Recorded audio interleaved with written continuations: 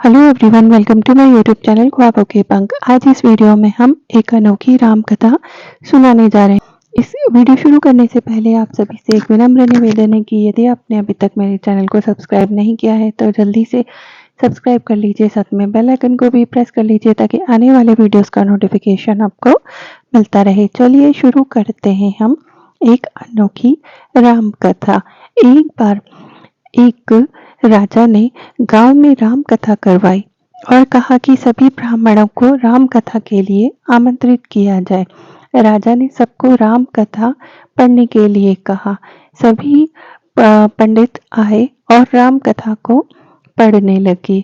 सब एक साथ एक ही स्थान पर बैठा दिया। एक ब्राह्मण अंगूठा छापता, उसको पढ़ना लिखना कुछ भी नहीं आता था। वो ब्राह्मण सबसे पीछे बैठ गया और सोचा कि जब पास वाला पन्ना पलटेगा तब मैं भी काफी देर बाद पन्ना पलट दूंगा। काफी देर तक देखा कि पास बैठा व्यक्ति पन्ना नहीं पलट रहा है, तो उसने उतने में राजा श्रद्धा पूर्वक सबको नमन करते चक्कर लगाते लगाते उस सज्जन के समीप आने लगे तो उसने एक ही रट लगा दी। अब राजा पूछेगा तो क्या कहूँगा, अब राजा पूछेगा तो क्या कहूँगा। उस सज्जन की ये बात सुनकर पास में बैठा व्यक्ति भी रट लगाने लग गया कि तेरी गति सो मेरी गति, तेरी गति सो मेरी गति। उतने में तीसरा व्यक्ति बोला, ये पोल कब तक चलेगी, यह पोल कब तक चलेगी। तो अगला बोला, जब तक चलेगी चलने दे, जब तक चलता है चलने दे। वे चारों अपने सिर नीचे किए एक ही रट लगाते गए। अब राजा ने पूछा कि आखिर क्या बात है, तो क्या कहेंगे। अब राजा पूछेगा तो क्या कहूँगा, तेरी गति सो मेरी, ये पोल कब तक चलेगी, जब तक चलता है चलने दे। जब राजा ने उन चारों के स्वर सुने, राजा ने पूछा कि ये सब क्या गा रहे हो, ऐसे प्रसंग तो रामायण में हमने पहले कभी नहीं सुने। उतने में एक महात्मा उठे और बोले, महाराज ये सब रामायण का ही प्रसंग बता रहे हैं। पहला व्यक्ति है, ये बहुत विद्वान है। बात सुमंत ने अयोध्या कांड में कही है। राम लक्ष्मण सीता जी को वन में छोड़ घर लौटते हैं तब उन्होंने ऐसा सुमंत को कहा था। कहता है कि अब राजा पूछेंगे तो क्या कहूँगा, अब राजा पूछेंगे तो क्या कहूँगा। फिर पूछा कि ये दूसरा कहता है कि तेरी गति सो मेरी गति। महात्मा बोले, महाराज ये तो इनमें भी ज्यादा विद्वान है। जब हनुमान जी राम लक्ष्मण जी को अपने दोनों कंधों पर बिठाकर सुग्रीव के पास गए तब ये बात राम जी ने कही थी सुग्रीव को, तेरी गति सो मेरी गति। तेरी पत्नी को बाली ने रख लिया और मेरी पत्नी को रावण ने हरण कर लिया।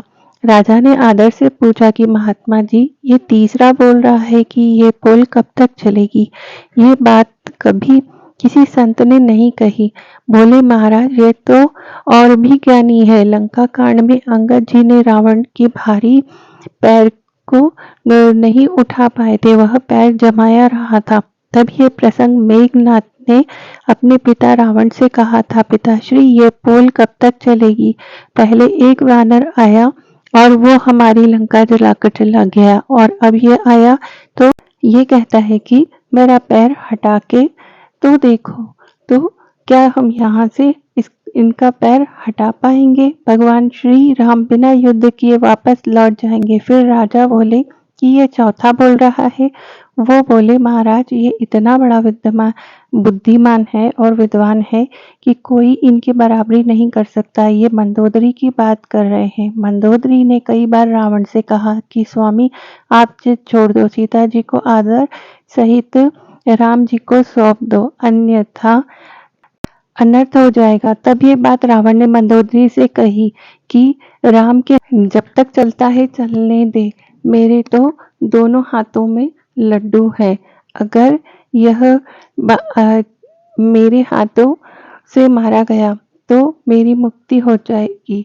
इस अधम शरीर से भजन वजन तो कुछ होता नहीं, और ये युद्ध जीत गया तो त्रिलोकी में भी मेरी जय जयकार हो जाएगी। राजा ने इन सब बातों से चकित रह गए और बोले कि आज हमें ऐसा अद्भुत प्रसंग सुनने को मिला है, आज तक हमने पहले नहीं सुना। राजा इतने प्रसन्न हुए कि उस पर महात्मा से बोले कि आप कहें वो दान देने को राजी हूँ। उस महात्मा ने उन अनपढ़ अंगूठा छाप ब्राह्मणों को मुंह मांगी दक्षिणा दिलवा दी।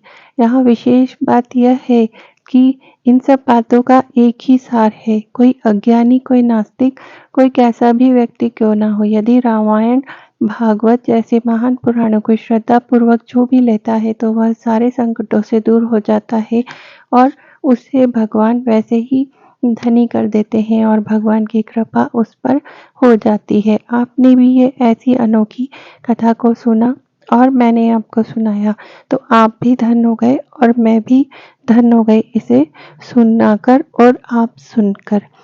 यदि आपको ये कथा अच्छी लगी हो तो चैनल को ज़्यादा से ज़्यादा शेयर कीजिए और ज़्यादा से ज़्यादा सब्सक्राइब कीजिए और कमेंट करके बताइए कि ऐसी अनोखी राम कथा आपको कैसी लगी। धन्यवाद।